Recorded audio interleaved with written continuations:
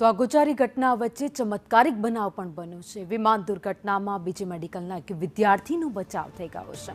મેસમાં જમતો હતો ત્યારે 4 ટેબલ દૂર જ પ્લેન ક્રેશ થયું હતું।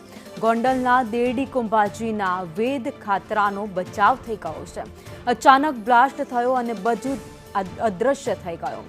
વેદે પોતાનો જીવ બચાવવા માટે ભગવાનનો આભાર માન્યો છે। ગયા વર્ષે વેદનો પરિવાર અકસ્માતનો ભોગ બન્યો હતો।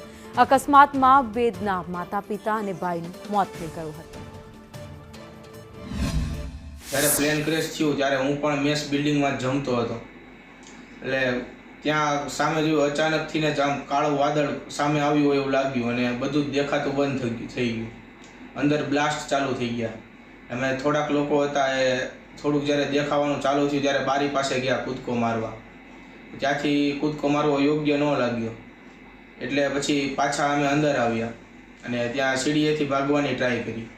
ત્યારે અમે 4-5 જણાએ જોયું કે ત્યાં ઘણા માણસો કચરાઈ ગયા છે અને ફસાઈ ગયા છે। એમની માથે પિલ્લોર પડી ગયા હતા અને વિમાનનો બધો લગેજ આવી ગયો, એટલે તેને બહાર કાઢવાની ટ્રાય કરી પણ અમારે 5થી કાંઈ વસ્તુ ઉપડી નહીં અને એકને બચાવી ન શક્યા। ત્યાં પાછળ વધારે બ્લાસ્ટ થયો એટલે અમે 5 પછી ભાગીને બહાર આવતા રહ્યા। કુદરતનો ખૂબ ખૂબ આભાર માનીએ છીએ। ગયા વર્ષે જ એને સામખિયાળી હાઈવે ઉપર અને જ્યારે ફરવા એના મમ્મી પપ્પા સાથે ફરવા ગયેલા ત્યારે તેમનો મમ્મી પપ્પા તેમજ એના ભાઈ અને એનો બ્રધર જે તે વખતે એક્સિડન્ટમાં એક્સપાયર થયેલા છે, તેમાં ત્યારે એને કુદરતી રીતે બચાવ થયેલો છે।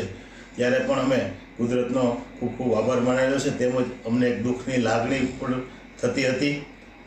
ત્યારબાદ આ અમદાવાદ લંડનવાળી ફ્લાઇટની અંદર ક્રેશ થયો તેમાં પણ એનો આબાદ બચાવ થયો છે, જે બદલ અમે કુદરતનો ખૂબ ખૂબ આભાર માનીએ છીએ।